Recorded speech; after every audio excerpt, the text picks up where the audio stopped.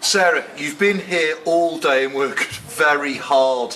What exactly have you been working hard on today? We're here today to promote the Body Paint Project, which is a relatively new concept. We're a growing network of artists of varying degrees of skill sets. We have makeup artists, body artists, face painters. I myself am an illustrator. A group of photographers, varying from novice, intermediate, advanced, and models, the same again. So you'd have new models, advanced models, and we basically get together to produce wonderful body art.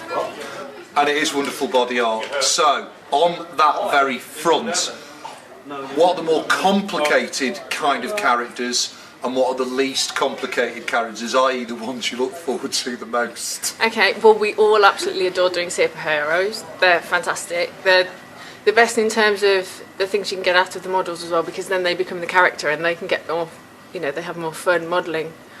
I think it's harder to do more feminine, floral, that sort of design, because it's harder for the models to see how they're going to promote it. But in all honesty, we all love doing everything, and we'd all quite happily paint anything on everybody given the opportunity. I mean, it's wonderful artwork because it is a very much, even early on in the morning when you were just applying the first coat, the primer if you like, yep. Even then I was doing a double take because it looks so much like a costume and not like paint. I mean, I'm assuming that's something you're going for. Yeah. How do you actually achieve that when even from the first coat it looks like they're wearing clothes? It's down to the depth of paint that you put on and the shading that's added.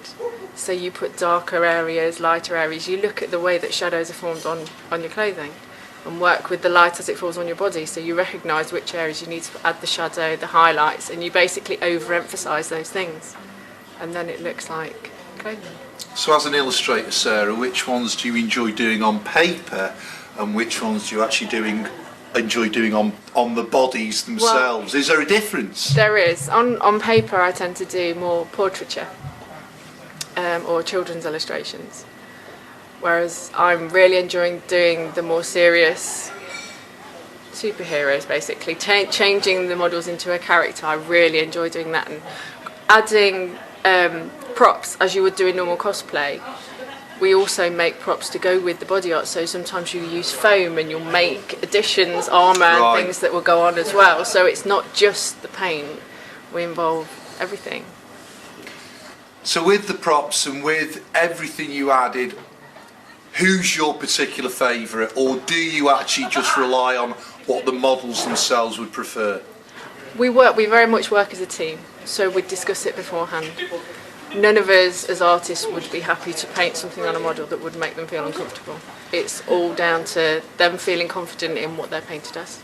And who are some of the characters that you've painted today? We have Two-Face, Catwoman, Iron Man. Iron Man, good I one. myself was going to paint the Vision, but then had a complete change of plan. And went for a more Boba Fett Halo style creation, so mine's a bit of a mashup today. So why didn't you go for the Vision? I just saw all the Stormtroopers walking around, and I was just like, I need to do Star Wars, and that was it.